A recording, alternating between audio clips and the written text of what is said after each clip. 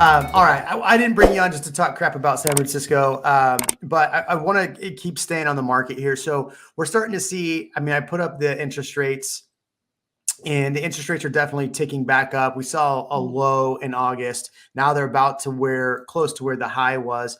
So asking everybody here, as far as interest rates going, we have seen that they've cooled down different markets. You could say it was interest rates. You could say it's a handful of different things, but definitely the Austin area has cooled down as far as the amount of people purchasing. The Bay Area, I would imagine you've slowed down a little bit. So I want to hear from everybody. Number one, I want to hear what's happening in the Bay Area, but then two, I want to hear from everybody. What are your thoughts going forward with rates ticking up? Start with you, Roland. Sorry. Yeah. So what happened here? Of course, you guys know there's a lot of tech, a lot of workers in tech out here. So when interest rates first hiked, people are very, very particular about the areas that they want to pick. Rightfully so. It's a lot of money to spend out here, but when everything kind of took a dip, including stocks, a lot of these guys and women were using their stocks in order to put down payments for houses. So when that happened, they just got wiped. So that's a lot of our buying pool here in the Bay Area, especially the East Bay. When COVID hit, that was the biggest mass exodus I've ever seen.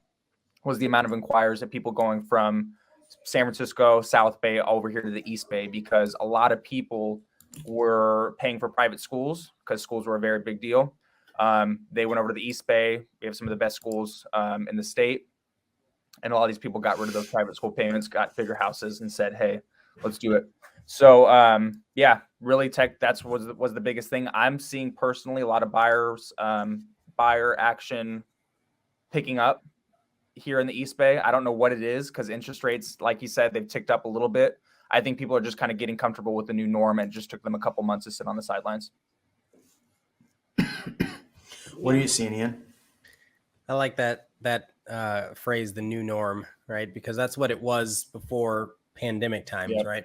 I think I agree that there are still buyers out there. I think what's changing is the speed of transition. So people that are looking to move, they're not going to just jump as quickly as they would before, because before there was so much pressure. Now you have options, and I'm seeing that. And I think, like you said, if they have a lot of resources in stocks or whatever, they still have equity. A lot of people still have equity in their homes, but that requires a very certain commitment or certain decision that they're going to use that equity or leverage that equity to be able to relocate. So it's not as easy. It's not as immediate as it was a couple months back. Get Rex says, I want to get to you, Sarah, but says, I live in the East Bay. It's nicer and you get a bigger house cheaper too. What area of the East Bay though? Because Walnut Creek's a lot different than Pleasanton. So, Sarah, so what are you seeing? I mean, you're on the mortgage side. We're seeing a lot of mortgage lenders find the exit door. So what are we seeing on your side of things? Yeah, sure. So as far as if you're talking about industry wide, yeah, a lot of lenders are getting out of the business because a lot of them got in the business when, the pandemic hit and rates got super low, and they're like, this is easy money. And now they just don't, they can't handle the change. And we actually have to work and educate and know more about your products. It really helps your kind of like your specialty shine. But anyway, so as far as buyers are concerned though, I think Roland was right. I mean, it's the new norm because everyone has kind of like a short memory, especially when it comes in this industry. And I think there was the initial shock of having the increased rates since we had low rates for such a long time. And that was new. Like you had a lot of millennials and first-time home buyers that just had never lived in that realm before of rates being where they are today. And I think they've gotten used to it. And now that, on Ian's point, things have slowed down. The rate that transactions are happening has slowed down, where buyers are actually able to, look at the home and decide, is this the right home for me? Versus feeling panic or FOMO and like, oh my gosh, I have to get this now because I'm not going to get anything else. And I have to put so many hundreds of thousands over asking and just to get this deal. Now they can take their time and really decide, is this the best purchase for them, especially now that their monthly payment's different and it's, a bigger decision. And I think I've seen relief in buyers because they don't feel so rushed. They don't feel panicky. They're able to actually make that decision and be happy with their decision. And I think that makes all of us happy because we're all here to help our buyers at the end of the day. They're our clients. We want to see them happy. So I've seen that. I've seen an increase in government loans. So I've seen an increase in my buyers, my FHA buyers, my VA buyers, actually able to win contracts. I actually had a conversation with a gal yesterday that was like, because we were talking about different options for her and FHA made the most sense. And she was like, oh, well, my friends, they bought last year and they were saying that no one's accepting those. Will that work? Is that okay? And I'm like, yes, like the market has changed. It's, it's normalizing. And I actually just closed several government deals this month. And that is something that you're good. Like you'll be okay. Like you're not going to be counted out just because you have a government loan and not a conventional loan.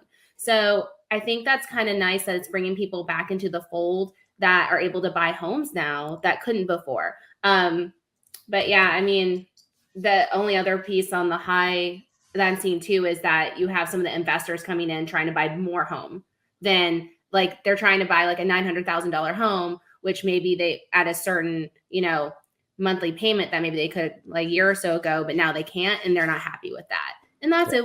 That's just is what it is. Now the same home is 700,000. They're like, well, what happened? It's like, well. So Aaron says here, and Roland, I want to get your response to this, but do rates really matter? The market will balance out and people will have the same monthly payment. And then Dan would respond to that. It's like, what are your thoughts on that? And give Aaron a hard time because Aaron gives us a really hard time on this channel. Love you, Aaron. Yeah, he does. I think Sarah could answer that better, but I would say that, if the interest rate jumps up, it's going to affect your monthly payment a lot more than the price is that it's coming down, which is really, we're not seeing a 20% price drop, at least out here in the East Bay area. We're seeing at the most, difference, and you can't really compare it because we were still comparing every month over month when it was really crazy for it to keep going up and up and up. But we're seeing at the very most, 3 to 5% is what it would sell for now versus 5-6 months ago. What's interesting about that question? I actually really like where his mind is at because what happens is you have what's the phrase? You don't know what you don't know. So unless people have been in the market consecutively for more than 12 months, they haven't been buying this whole time. So someone that's just now entering the market, they're not going to know what happened. I mean, they're going to hear all the ruffling, but when they go to get their pre-approval, they're going to say, okay, this is what I can afford. Great. That's what I'll go for. They won't know that they could have gotten a $900,000 house. They're going to say, oh, I can get a $700,000 house. Great. Let's look for that. Right. Great point. Well, what's interesting too is that what Sarah said, I think makes a huge difference too. So I shot a video today that'll come out next week and I was looking at price points.